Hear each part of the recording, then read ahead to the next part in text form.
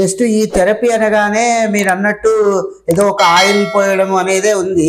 మీరు బాగా వివరించారంటే ఆయిల్ ఒక్కటే కాకుండా రకరకాల లిక్విడ్స్ అని మీరు చెప్పారు. ఈ కఫజ గుణమున్న వ్యాధులన్నారు.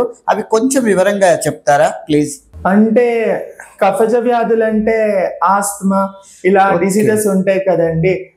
ఎక్కువగా దగ్గు, తర్వాత రొంప, వీటితో బాధపడే వాటి అన్ని కఫజ రోగాల కింద వస్తాయి. అంటే సో వాళ్ళు అలాంటి వాటితో బాధపడుతున్న వాళ్ళు మీ దగ్గరికి వచ్చినప్పుడు మీరే వాళ్ళకి ప్రిఫర్ చేస్తారు. అంటే ఇది మీకు పనికిరాదు, ఇది మీకు పనికి వస్తుందని మీ పర్యవేక్షణలోనే జరుగుతుంది కనుక ఆ ప్రాబ్లం లేదనుకుంటాను బహుశా. అవునండి. అంటే మన ఆయుర్వేదాలో ఏదైతే ఈ థెరపీస్ ఉంటాయో పంచకర్మ, ఈ పంచకర్మ అన్ని పేషెంట్ కి సూట్ అవుతుందా లేదా, నాడిని బట్టి తనకి ఏ వ్యాధితో బాధపడుతున్నారో అవన్నీ చూసుకుని పరిగణించుకుని మనము ఇండికేట్ చేయాలన్నమాట. ఎలా పడితే అలా కాంట్రా ఇండికేషన్ వాటిల్లో కూడా మనం థెరపీస్ ని అడ్వైస్ చేస్తే కనుక పేషెంట్ కే నష్టం జరిగిద్ది. అప్పుడు మనము గుడ్ డాక్టర్ అనేది అవ్వలేం కదా.